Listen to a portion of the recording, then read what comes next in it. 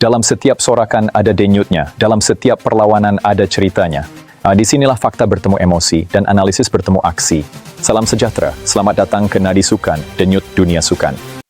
Persoalannya, kenapa Sabah FC tiba-tiba kelihatan begitu garang musim ini? Adakah ini sekadar kebetulan atau sebenarnya hasil perancangan rapi yang sudah lama disusun? Bagaimana pasukan yang suatu ketika dahulu dilihat tidak konsisten kini mampu bangkit dan mencabar dominasi pasukan-pasukan besar Liga Malaysia? Dan yang paling menarik, adakah momentum ini mampu dikekalkan sehingga hujung musim?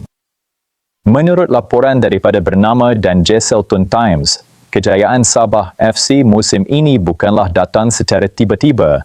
Sebaliknya hasil gabungan beberapa faktor utama yang akhirnya klik pada waktu yang tepat. Kemenangan dalam kejohanan seperti piada cabaran baru-baru ini menjadi bukti bahawa Sabah FC kini bukan lagi pasukan pelengkap jadual, tetapi pesaing serius dalam kancah bola sepak tempatan. Jika kita teliti dari sudut taktikal, perubahan paling ketara adalah bagaimana Sabah FC kini bermain dengan lebih tersusun dan beridentiti.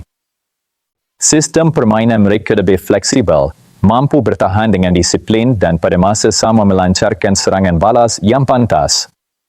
Jurulatih mereka dilihat berjaya membentuk satu sistem yang memaksimumkan kekuatan pemain sedia ada, berbanding terlalu bergantung kepada individu semata-mata.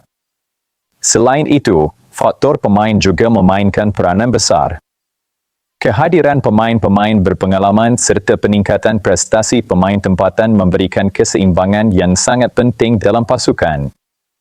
Nama seperti Farhan Roslan muncul sebagai antara watak penting, khususnya dalam situasi tekanan tinggi seperti penentuan penalti yang menyaksikan beliau menjadi wira kemenangan. Ini menunjukkan bukan sahaja kualiti, tetapi juga mentaliti juara yang semakin terbentuk dalam skuad Sabah FC. Dalam masa yang sama, kita tidak boleh menafikan peranan penyokong. Atmosfera di Stadium Likas sering menjadi pemain ke-12 yang memberikan suntikan semangat luar biasa kepada pasukan.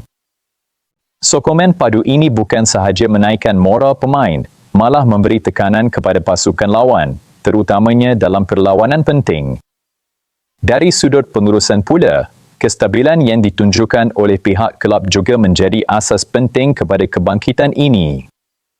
Perancangan jangka panjang, pemilihan jurulatih yang tepat, serta kepercayaan terhadap projek pembangunan pasukan memberikan ruang kepada Sabah FC untuk berkembang secara konsisten tanpa terlalu banyak gangguan dalaman. Namun begitu, persoalan besar yang masih bermain di fikiran peminat ialah adakah ini hanya form sementara atau permulaan kepada era baharu Sabah FC.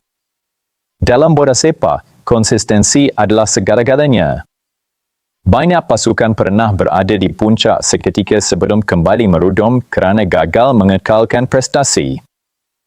Jika Sabah FC mahu terus berada di tahap ini, mereka perlu memastikan beberapa perkara kekal stabil, antaranya kecergasan pemain, kedalaman skuad, serta keupayaan untuk menyesuaikan taktikal apabila berdepan pasukan yang muna membaca corak permainan mereka.